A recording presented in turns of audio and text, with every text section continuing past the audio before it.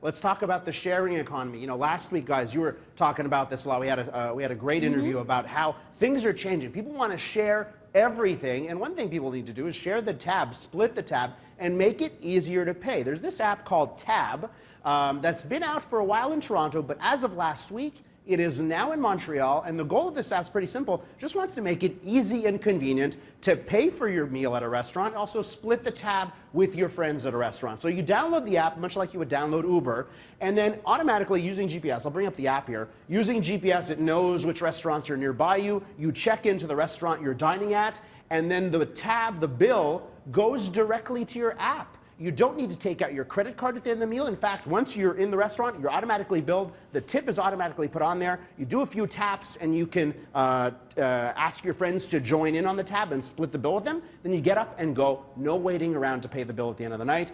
If you look at the restaurants that it has, they're primarily, I mean, all of them are high-end, fine dining experiences. So this is interesting. I'd love to see them sort of expand to other restaurants as well. But you can see the quality. Joe Beef, Moishi's, Liverpool House, a lot of great restaurants. If you're someone that loves fine dining, go check it out. It is called Tab. If you do a search for Tab or Tab Dining, you will find it on your app store. So that is that when it comes to sharing your food bill. But there's another thing people want to share, and that is marijuana. Unbelievable story here, because, you know, things are changing, right?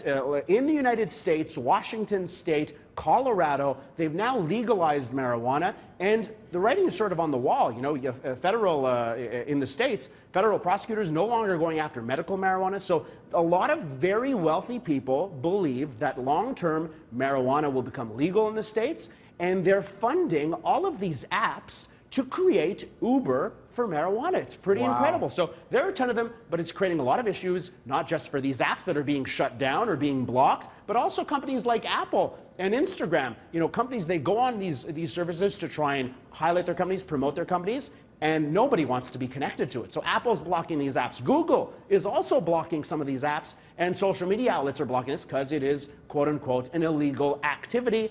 We will see what happens here, but like I showed you in the first hour, if you can rent the trunk of your car for a night on Airbnb, you clearly are going to be able to do a lot of other stuff in the future using an app. I don't know.